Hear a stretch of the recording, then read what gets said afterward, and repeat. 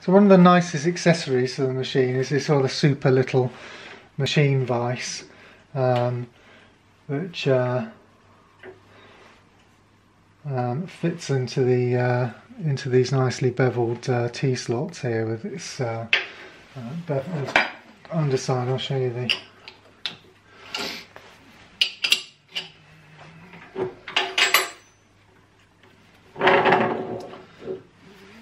So we've got this beautifully scraped on the bottom, typical Mikron scraping, these large scraping marks. So we've got these. So this is the bevel that fits into this bevel T-slot here and centres the whole thing up.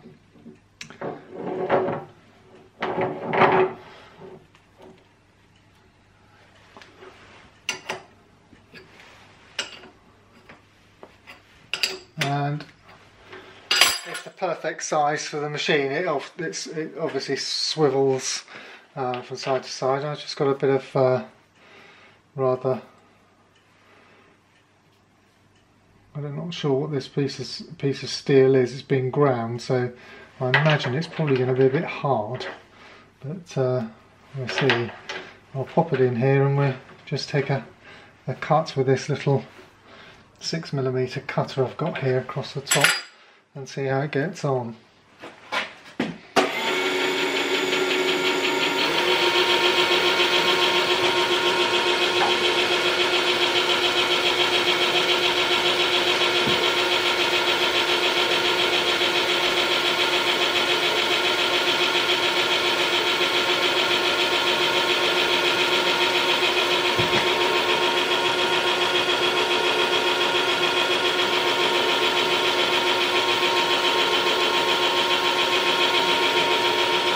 That's about the full width of the cutter.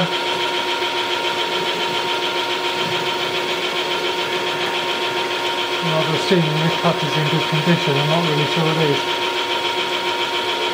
Turn the speed up just a little bit, I think. And the power feed on.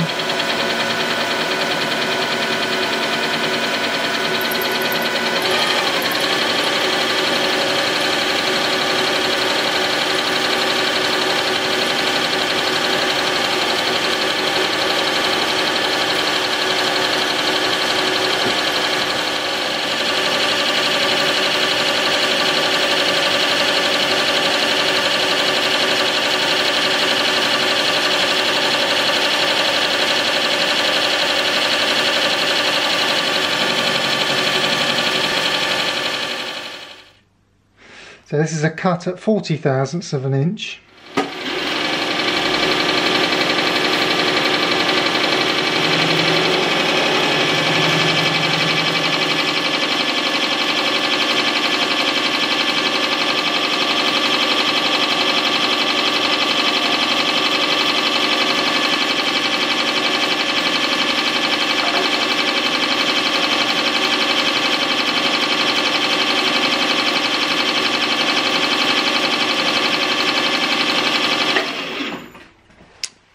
So let's have a look. Well, I think that's a pretty impressive finish. Not bad for an old machine. And I think that piece of steel is probably a piece of high carbon steel. It's not very nice stuff. Certainly not very free cutting. So I think that's actually quite pleasing. So here's just a little bit of detail on this rather nice little dividing or indexing head. They did do a 1200 to 1 ratio worm wheel set that went on here. I've only ever seen a couple of them, always managed to miss them.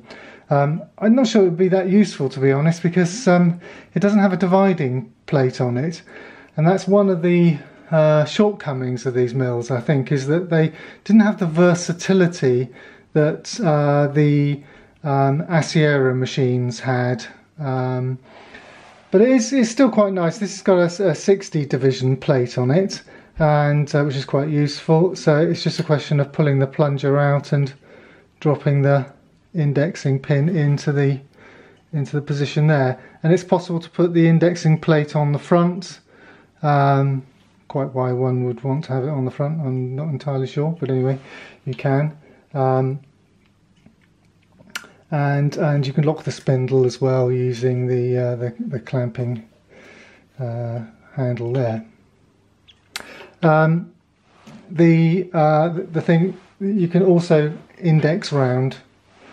You can also move the position of the dividing head. There's a nice little locking pin that drops in just there. They've cut away the back of this so you can move it, and then you can rotate the whole thing round into any position on the graduated base.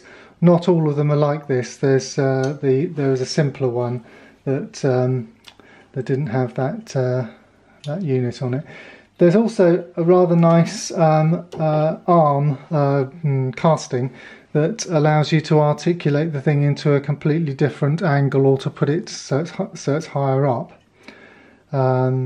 I'll see if I can get a shot of that. Mine, I haven't made up the clamping bolts of mine, so it may not be possible to show that. But it's rather a nice little dividing unit, and it's terribly useful. I tend to leave it on the machine most of the time because it's just jolly useful to come over and just mill a square on something or a hex. So that and the machine vise are probably the two most useful things. It takes the Mikron W20 type collet, which has got a coarser thread. That's a 2mm pitch thread, and the Chauvelin ones are 1.66mm pitch. They also did a finer thread collet as well, which you have to watch out for if you're trying to find second-hand collets. Most of these machines are fitted with the coarse 2mm pitch thread. Otherwise, the collets are pretty well dimensionally similar to a W20. There's a W20, and you can see that the closing angle's the same. This collet's the Mikron collet, which is a W20 Article 111, is very slightly longer. But the Chauvelin collets will still fit, and by using a different drawbar, it's possible to use them. They are the keyway slightly bigger, but that doesn't really matter very much. And as I say, putting a different drawbar in, it's slightly longer. It's possible to use the Chauvelin W20 collets. Interestingly, important to note that the Mikron W20 collets will not fit a Chauvelin headstock because the keyway, I think you can actually see the keyway is narrower on the Mikron than on the Chauvelin collet. Okay, so I've just got this set up now with the extension casting I was talking about, which allows you to tip the dividing head in a different plane. Now the casting I've got has got a couple of bits missing, so I need to make those up, and I just haven't got around to doing it yet. So it's just sat in there, but the casting is, as you can see, has got a hole through the centre of it here, and it can be placed in two different positions. So it's possible to put it round that way and then have the head sitting on it that way as well. I guess that's so that you can. I'm not quite sure why one would want to do that. I'm guessing that taking the spindle out and putting it around the other way is the way to go with that. Anyway, it allows you to do a number of different articulations with this. With the dividing head, which could be useful, especially when you're using the horizontal head. Okay, with the head taken off the machine, you can see the trapezoidal bedway that the head fits onto, and that's exactly the same as the T90 lathe.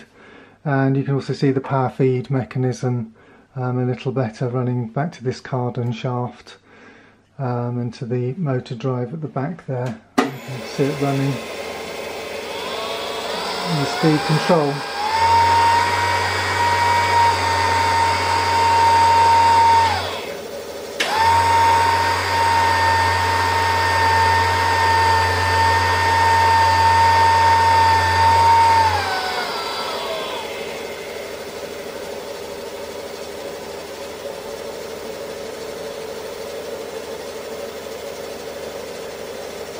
Here's the F75 set up with the horizontal head. Horizontal head. There's several different models of horizontal head. This is probably the most useful one, in that it has the overarm here for supporting cutters. But also this is equipped with an epicyclic back gear. So when the machine is so it will go down to very, very low speeds.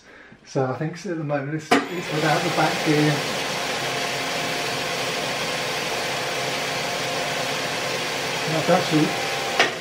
That's conventionally it's running in reverse. I'll just switch it over. It's running in the correct direction. And then one can engage the back gear via a lever system on the back of the headstock, and that gives a 3:1, I think, reduction ratio. I have to look it up to check it entirely. And one does that. Well, I'll do a close-up to show you how it's done. So one releases a square key.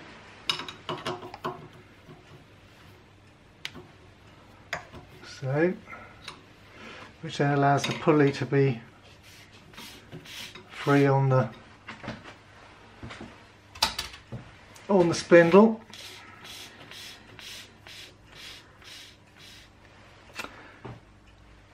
And then we're just going for a close-up shot around where the mechanism for engaging the epicyclic. So around this side here we have the epicyclic gear pin is here, and you can just see that there's a pin coming out. It engages with a hole on the back of the spindle, or in the centre of the pulley. The centre of the pulley is